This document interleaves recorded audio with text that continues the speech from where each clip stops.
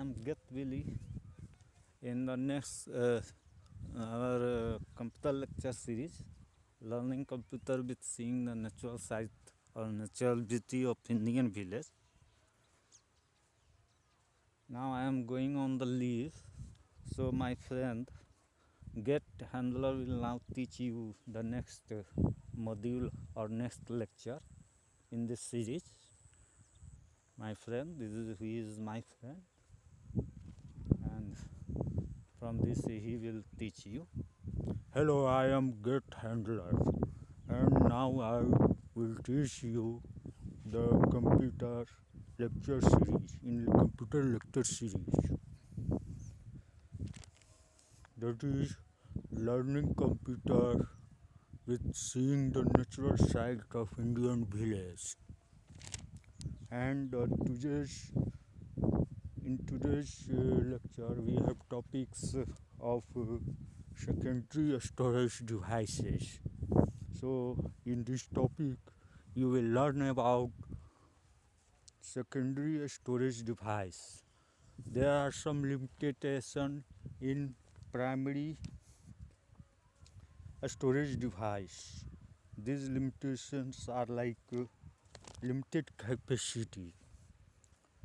It is often necessary to store many millions, sometimes billions, and even trillions of bytes of data in a computer. Unfortunately, a storage capacity of a primary storage of today's computer is not sufficient to store the large volume of data handled by most data processing centers. The second limitation is the volatility. That is, primary storage is volatile and it loses data stored in it in the case of power is off or power is interrupted. However, computer systems need to store data on permanent basis for several days, several months, or even several years. So to overcome these limitations of primary storage, almost all computer manufacturers use additional memory called auxiliary memory or secondary memory. Secondary storage is a non-volatile and has lower cost per bit stored, but operates generally at a speed far slower than that of primary storage. Computer systems use it primarily to store large volume of data on permanent basis, which they transfer partially to primary storage whenever required for processing. Over the years, computer systems have used several devices and media as secondary storage. Many of them, such as punched paper tape, punched cards, and floppy disks, have become obsolete now. Here you will learn about the terminologies, principles of operation, uses, and threats of different types of secondary storage devices. Now, first we see the secondary storage devices. Maybe can be divided into two parts, like sequentially access devices and direct access devices. Again, and the sequential access devices is a magnetic tape is a sequential access devices. Now direct access devices further divided into three parts: magnetic disk, optical disk, and memory storage devices. Again, magnetic disk is of two types, floppy disk and hard disk, and optical disk is of four types, CD-ROM, WORM, WORA, CDR also it is called CDR, and CDRW, and DVD. And memory storage devices can be divided into three parts like flash drive, memory card, and RAM disks. Again, hard disk can be divided like in three parts like zip disk, disk pack, and Winchester disks.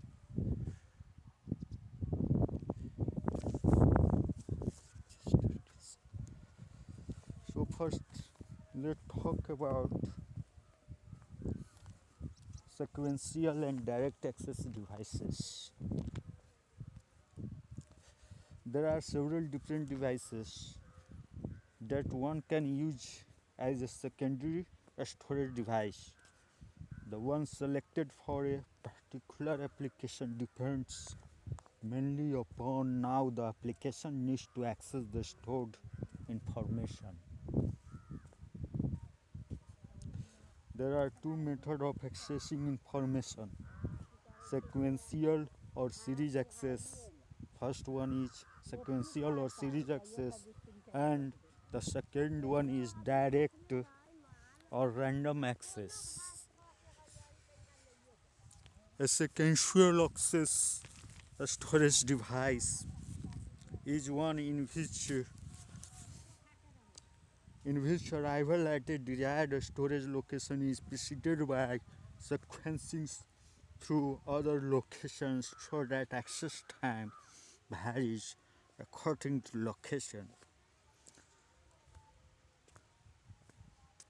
Here we can retrieve information stored on a sequential access device only in the same sequence in which it is stored. In the case of a sequential access devices, we will need to access an address that is out of order.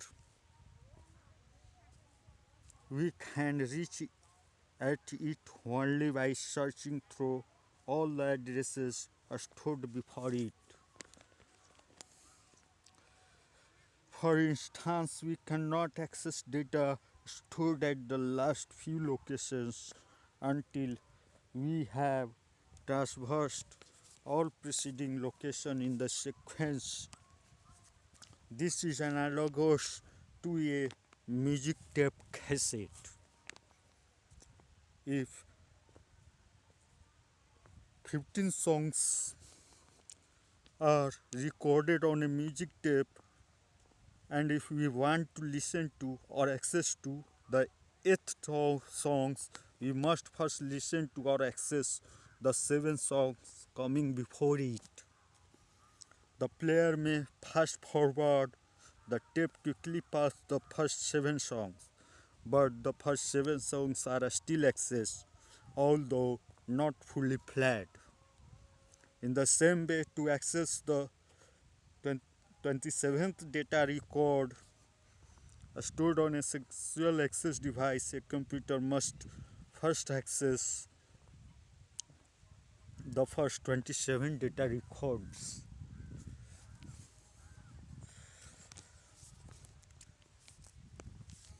So sequential devices are suitable for storing data of such applications which need to process most, if not all, data record one after another.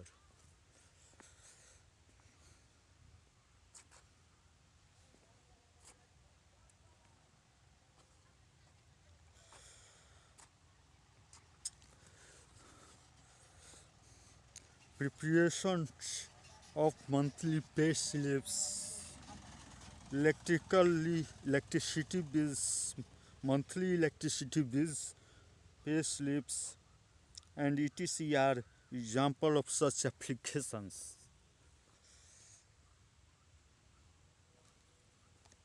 These applications process data records of every employee or customer at scheduled intervals.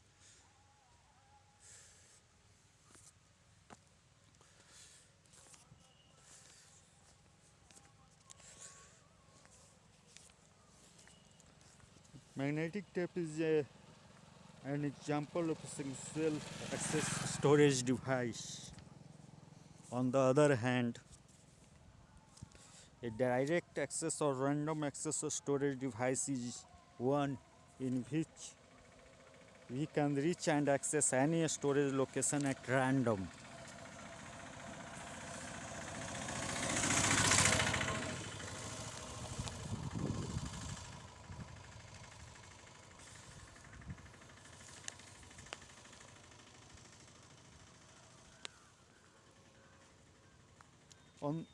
A direct access or random access storage device is one in which we can reach and access any storage location at random, and approximately equal access time is required for accessing each location.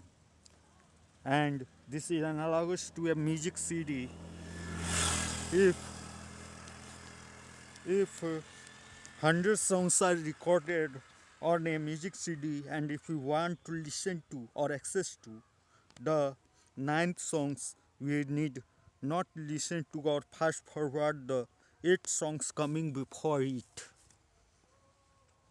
All we have to do is to select the 9th songs,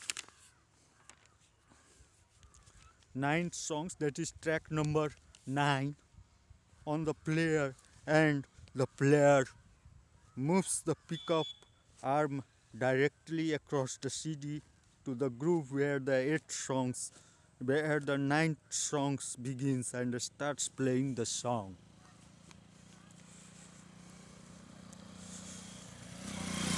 Direct access devices are useful for such applications, which need to access information in a more direct manner than sequentially access device allow. For example, in a computerized bank, at any instance we may required to determine the exact balance in a customer saving account.